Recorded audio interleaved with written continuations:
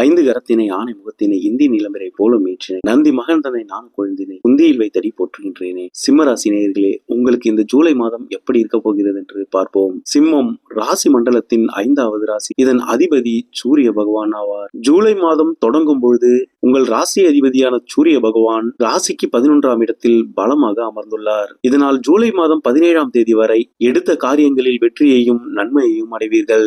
அரசு வழியில் ஆதாயம் உண்டு. வேலை, வியாபாரம் மற்றும் அனைத்து முதலீடுகளின் மூலமும் ஏதேனும் ஒரு வகையில் லாபத்தை பெறுவீர்கள். 11ஆம் அதிபதியான புத பகவானும் ஜூலை மாதம் 7ஆம் தேதி முதல் மாத இறுதி வரை லாபஸ்தானத்திலேயே சஞ்சரிப்பதால் பணம் மற்றும் வருமானம் சம்பந்தப்பட்ட விஷயங்களில் அதிக அளவு நன்மையை பெற முடியும். புதாதித்ய யோகம் உங்கள் ராசிக்கு 11ஆம் இடத்தில் உருவாவதால் வியாபாரம் மற்றும் தொழிலில் புதிய முயற்சிகளை மேற்கொண்டு அதில் வெற்றியையும் பெறுவீர்கள்.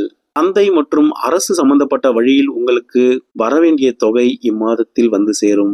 ராசிக்கு 10ஆம் அதிபதியான சுக்கிர பகவான் இம்மாதம் உங்கள் ராசியில் கேது பகவானுடன் இணைந்து சஞ்சரிக்க போகிறார். இதன் விளைவாக வேலையில் சிறு சிறு பிரச்சனைகள் ஏற்பட்டு விலகும். உங்கள் உடன்பிறப்புகளுடனும் சில மனக்கசப்புகள் ஏற்படும். உடல் நலம் சிறப்பாக இருக்கும். முகத்தில் அழகும் பொலிவும் ஏற்படும். குரு பகவானானவர் 12ஆம் இடத்தில் உச்சம் பெற்ற நாள் முதல் பல வகையிலும் விரயங்களை ஏற்படுத்தி கொண்டிருப்பார். மருத்துவ செலவுகளும் சுப செலவுகளும் தொடர்ந்து கொண்டே இருந்திருக்கும்.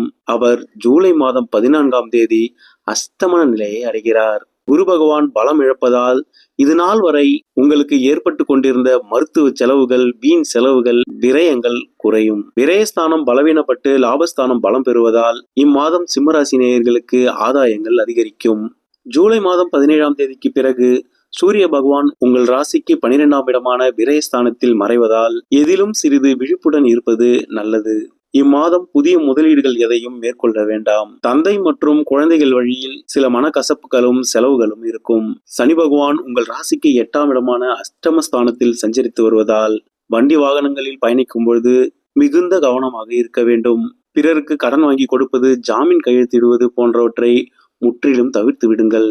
இம்மாதம் நீங்கள் செய்யும் தொழில், வேலை, லாபம், சேமிப்பு இவற்றில் கவனம் செலுத்தும் பொழுது பெரிய அளவில் வெற்றிகளையும் லாபத்தையும் பெற முடியும். குடும்பம் மற்றும் உறவுகள் விஷயத்தில் உங்கள் தலையீடு இருக்கும் பட்சத்தில் சில பிரச்சனைகளையும் மனக்கசப்புகளையும் சந்திக்க நேரிடும். பண வரவு தொடர்ந்து இருந்து கொண்டே இருக்கும். ஆனால் பெரிய அளவில் தொகை கிடைப்பது அரிது. சர்ப கிரகங்களுக்குள் மாத கிரகம், வருட கிரகம் என அனைத்து கிரகங்களும் அடங்கி இருப்பதால் சர்ப கிரகங்களின் பலம் அதிகரித்து காணப்படுகிறது.